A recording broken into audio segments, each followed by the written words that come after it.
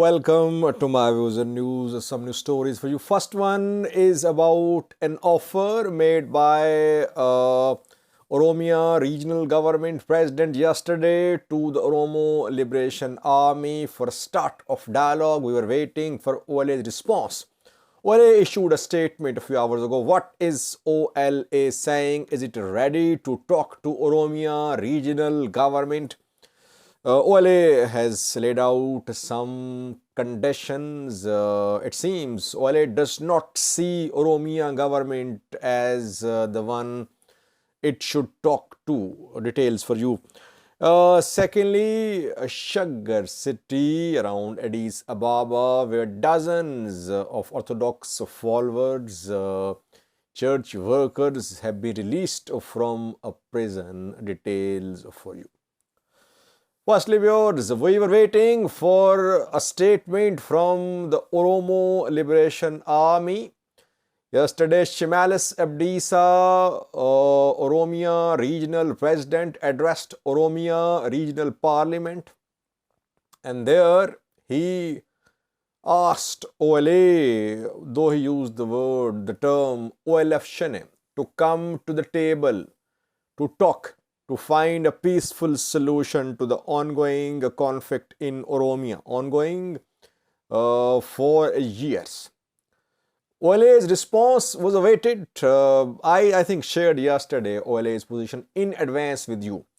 I knew what they were going to say. Now we have their statement. We can now share the statement with you.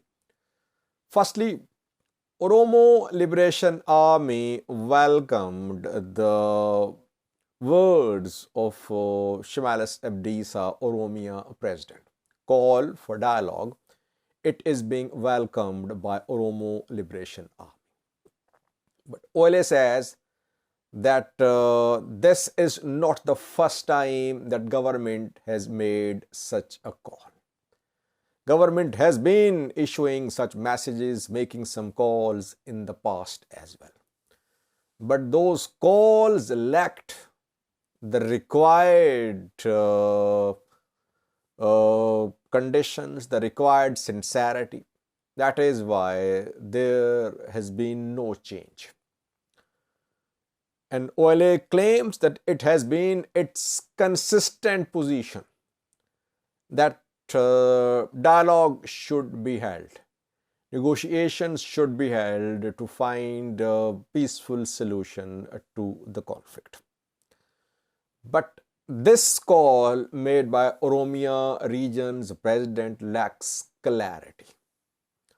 OLA says it is waiting for other announcements from the government. Then things will be clear. So far, it's just a call like other calls in the past. Nothing changed. Government did not change its course. That is why so far it's not something which should be, though OLA welcomes it, but it's not that a groundbreaking change has happened in Oromia. Secondly, OLA has shared some preconditions for dialogue with the government. OLA does not see Oromia regional government as the party which should lead the talks. The talks from government side should be led by federal government, says OLA. Why? Because it is federal force, Ethiopian National Defense Force, federal police, which are conducting operation against OLA in Oromia. Oromia regional forces are not in commanding position. That is why, since decisions regarding operations are being made by the federal government, federal forces, that is why talks should be led by federal government, not regional government. First condition. Secondly, OLA said that government has been downplaying the gravity of the situation in Oromia. It has been pursuing track to diplomacy through local mediators. I think a few weeks ago, OLA confirmed that some Abagadas were being involved by the government to talk to OLA, but back then OLA rejected the mediation of Abagadas, local mediators. So here OLA says that government's policy of involving local mediators cannot work. What is needed is a neutral mediator.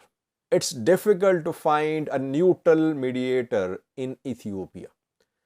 And even if there is someone who is neutral in Ethiopia, it would be difficult for him or her to work in Ethiopia independently while government is a party to this conflict. So there must be a neutral mediator which cannot be from Ethiopia. As I said yesterday, that OLA wants Pretoria style dialogue. OLA wants mediators from outside Ethiopia. Mediators, guarantors, facilitators, observers, all of them should be neutral. They should be in a position to put pressure upon the government, and they should be from outside. OLA wants some countries to play the role of guarantors, mediators, and observers. OLA has not shared details which country should lead the process, which country should be a mediator. African Union, Kenya, or EU, US, no details.